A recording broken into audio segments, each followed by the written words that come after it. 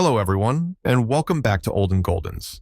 It's easy to forget that some of Hollywood's most iconic actresses from the Golden Age are still with us today.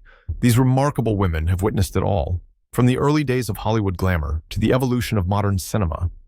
Each one is a legend in her own right, having graced the screen with unforgettable performances. Join us as we celebrate some of the oldest living actresses, true luminaries who continue to inspire us. Take a look and see if your favorites are on this list. Brigitte Bardot. The singer, actress, and animal rights activist was born Brigitte Anne-Marie Bardot on September the 28th, 1934 in France. She captured the imagination of fans with her debut in 1952's Le Trou Normand. Between that and 1973's The Edifying and Joyous Story of Collinot, she appeared in dozens of French-language films. Although she starred in 15 movies before it, the one that is credited with establishing her as a star, as well as a sex kitten, was 1956's And God Created Women, directed by then-husband Roger Vadim. While her greatest success was in Europe, Brigitte was nonetheless embraced as a sex symbol in America as well, many of her films being dubbed in English.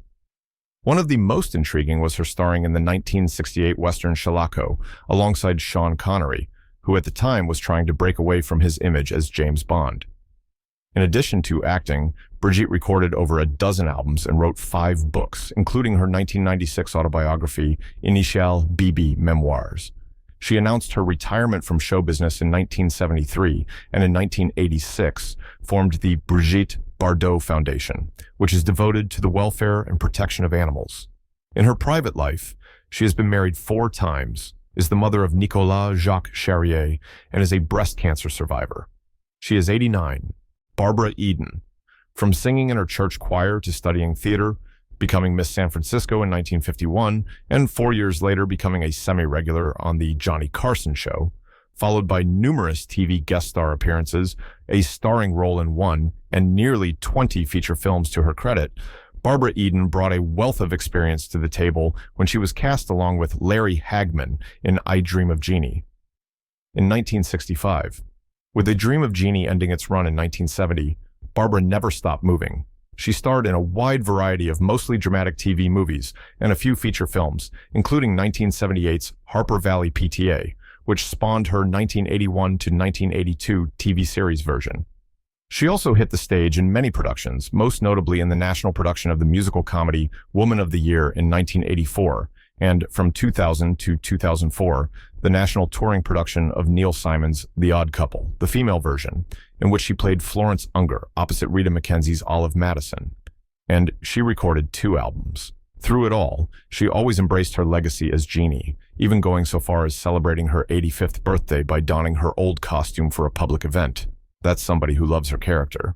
Barbara was born Barbara Jean Moorhead on August 23, 1931 in Tucson, Arizona.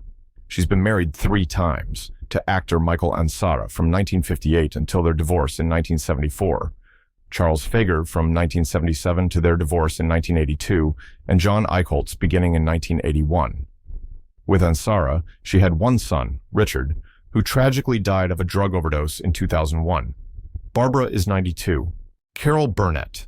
In a way, we're giving short shrift to Carol Burnett in that if you had to boil her career down to one thing, it would undoubtedly be The Carol Burnett Show, arguably the greatest comedy variety show ever produced. Born April 26, 1933, when Carol went to college, she wanted to study to be a playwright, but found she also had to take an acting course. Releasing all inhibitions, she found that the people she performed in front of roared with laughter, and she suddenly found her calling.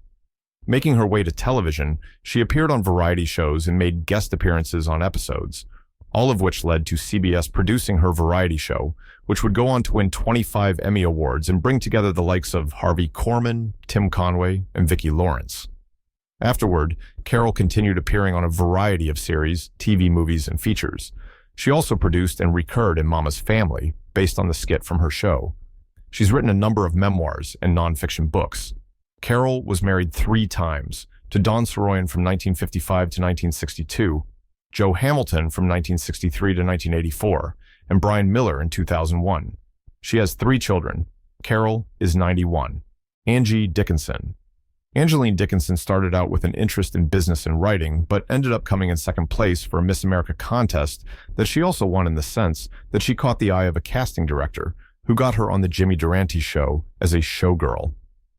Always fascinated with Hollywood, this worked out perfectly for her as she threw herself into acting. Her first dramatic role was on Death Valley Days, which led to guest appearances on dozens of different shows from the 50s through the 90s. From 1974 to 1978, she starred as Sergeant Suzanne Pepper Anderson on 91 episodes of Policewoman, 13 episodes of Cassie & Co., and 5 episodes of Wild Palms. Her first part in 1954 was uncredited, but she kept at it and over the next few years really made a name for herself as she showcased her talents as an actress. Angie finally became a leading lady by starring alongside John Wayne in Rio Bravo, and things just kept going. A handful of her movie credits include the original Ocean's 11, The Killers, Point Blank, Sam Whiskey, Big Bad Mama, Dressed to Kill, Sabrina, Pay It Forward, and Elvis Has Left the Building. There were also over 24 TV movies between 1968's A Case of Libel and 2009's Mending Fences. She was born on September 30th, 1931, in Culm, North Dakota. She's been married twice to Gene Dickinson, 1953 to 1960, and composer Burt Bacharach from 1965 to 1981, with whom she had their son Lee Nicky Bacharach, born in 1966 and passed away in 2007. Over the years, she had affairs with friends Frank Sinatra and Dean Martin, and there are rumors, never confirmed, that she had one with President John F. Kennedy as well. Angie is 92.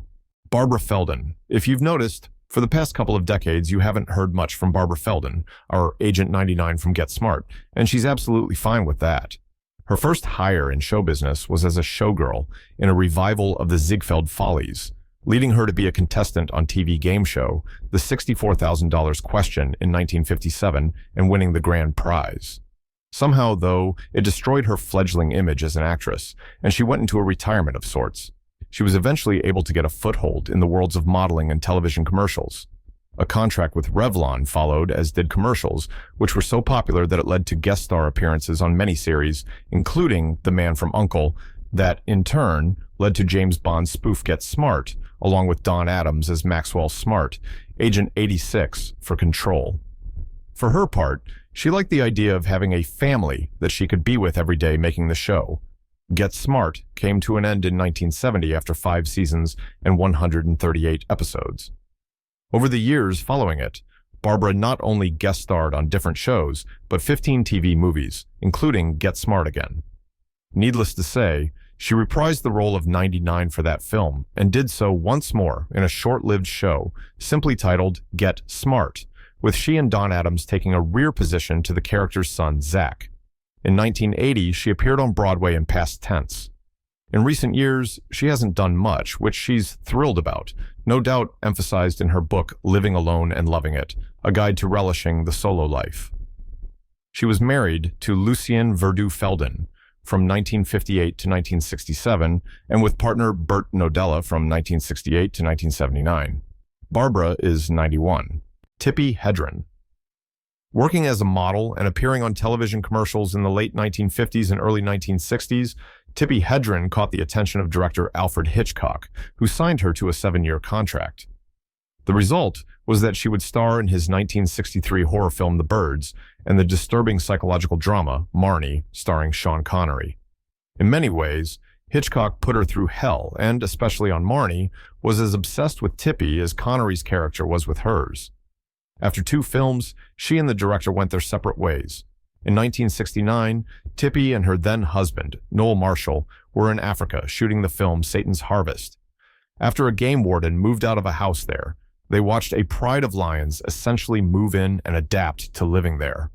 As a result, Noel wrote a script called Lions, Lions, and More Lions. They somehow got permission to shoot the film on a ranch they'd purchased in Acton, and it took many years and $17 million to produce it involving real animals. When it was over, Tippi was determined to come up with the money to help the animals, and did by creating the Roar Foundation, a nonprofit whose sole purpose was to take care of them. To raise funds, she would take any project that was offered to her, no matter how low budget. What this means is that there are far too many titles to try and list here. Tippi has been married 3 times, to Peter Griffith from 1952 to 1961, Noel Marshall from 1964 to 1982, and Luis Barrenechea from 1985 to 1995. She is the mother of actress Melanie Griffith and the grandmother of Dakota Johnson. A true acting dynasty. Tippi is a trippy 94. Tina Louise. When you think of Tina Louise, as is the case with all of her co-stars, it's impossible not to have images of the Gilligan's Island TV series come to mind. But the truth of the matter is, Tina actually accomplished an awful lot prior to playing Ginger, the movie star, and even after, despite all of those rumors about typecasting. In the years leading up to Gilligan's 1964 debut, she appeared in 8 feature films, beginning with 1958's God's Little Acre.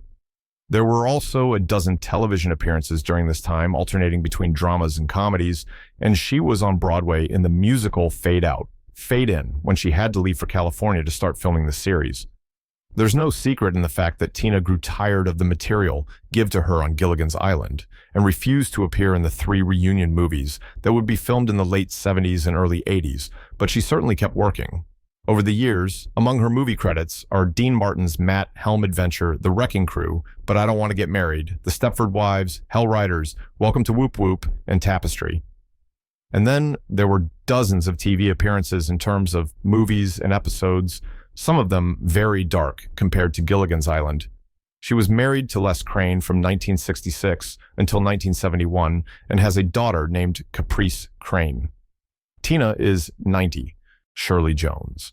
For Shirley Jones, these days remain a festive time in the fact that The Partridge Family has passed its 50th anniversary, and there are still so many people who care deeply about that show. But obviously, there is a lot more to Shirley's career than that. She was born March 31st, 1934, in Charleroi, Pennsylvania. Things got off to an impressive start for her when she went to a bi-weekly open casting call through which songwriters Richard Rodgers and Oscar Hammerstein would find talent for their musicals. Her audition was so impressive that Rodgers and Hammerstein signed her to a personal contract, the only time they had ever done such a thing. Shirley was put into the movie adaptation of musical Oklahoma, followed by Carousel, April Love, and The Music Man. In between, she went far more dramatic in Elmer Gantry, which earned her an Academy Award for Best Actress. The film roles continued, including 1963's The Courtship of Eddie's Father, culminating right before The Partridge Family with James Stewart's The Cheyenne Social Club. After the show, there weren't that many until the 2000s. Like everyone else of that era, she made numerous guest star appearances both before and after her star vehicle, her most recent being a 2016 episode of Children's Hospital. She did stay busy on the stage, acting in 20 different shows, with 2012's The Music Man being the most recent. She enjoyed an extensive recording career, having made 8 albums with first husband Jack Cassidy, 6 of her own, in addition to appearances on 9 soundtracks. Shirley was married to actor Jack Cassidy from 1956 to 1974, making his son David, Shirley's Partridge Family co-star, also her stepson, and then to Marty Engels from 1977 until his death in 2015. She has 3 children of her own, including Sean and Patrick Cassidy, and is a grandmother of 10. She's 90. Ursula Andress. Ursula Andress, stepping out of the water in a bikini in the first James Bond movie, Dr. No, created a classic, iconic cinematic moment that few have been able to touch. And it's also the image you're likely to see whenever somebody talks about the Swiss actress. Born March 19, 1936, when she was at a party, she met a producer who offered her a screen test, which led to a part in the 1955 Italian film The Sins of Casanova. After a few more films, she was convinced to give Hollywood a shot. She made her American debut in a 1962 episode of Thriller, starring alongside Alejandro Rey. That same year, she played Honey Rider in Dr. No and became an instant star, though one hindrance was the fact that despite speaking 3 languages, English was not among them, often resulting in her voice being dubbed. Hollywood and the audience didn't seem to mind. In 1963, she co-starred with Elvis in Fun in Acapulco and with Dean Martin and Frank Sinatra in 4 for Texas. For a time, Ursula's stardom continued, co-starring with George Peppard in The Blue Max, Peter Sellers in the James Bond spoof Casino Royale, Charles Bronson in Red Sun, The Sensuous Nurse, and The Fantasy Clash of the Titans. After that, there were some TV guest appearances and her return to Italian films. She's been married 4 times and has 1 child. She's 88.